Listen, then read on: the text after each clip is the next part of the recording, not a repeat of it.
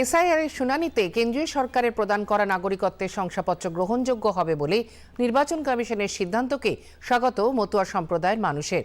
কেন্দ্রীয় জাহাজ প্রতিমন্ত্রী শান্তনু ঠাকুর মতুয়া সম্প্রদায়ের মানুষকে আরও বেশি করে সিএ এর জন্য আবেদন করার পরামর্শ দেন।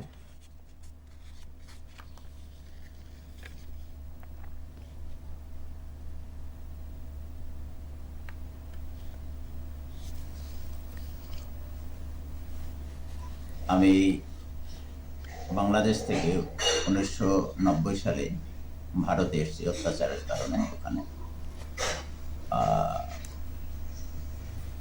2024 সালের জানুয়ারির শেষের দিকে সিএ এর জন্য দরখাস্ত করেছি এবং এপ্রিলের মাসে আমি সিএ এর মাধ্যমে নাগরিকত্বের সার্টিফিকেট পেয়েছি।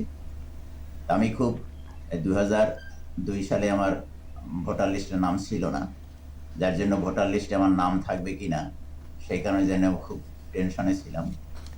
তো নির্বাচন কমিশনের সিদ্ধান্তে আমি খুব খুশি হয়েছি যে যদি সিএর সার্টিফিকেট, নাগরিকত্বের সার্টিফিকেট যদি থাকে তাহলে ভোটার লিস্টে নাম উঠবে। এই যে সিদ্ধান্ত, এই সিদ্ধান্তে আমি খুব টেনশন মুক্ত হয়েছি এবং নির্বাচন কমিশনের যে এই সিদ্ধান্তকে আমি স্বাগত জানাই। আমরা তো বলেই আসছি যে আপনারা সিএতে অ্যাপ্লিকেশন করুন। সিএতে অ্যাপ্লিকেশন করা মানে ভারতবর্ষের একটা নাগরিকত্ব পাওয়া, আর সেই নাগরিকত্ব পাওয়া মানেই সে ভোটার কার্ড হাতে পাওয়া। কারণ যে লোকটি বাংলাদেশ থেকে এসছে, টিএমসি তাদেরকে নাগরিকত্ব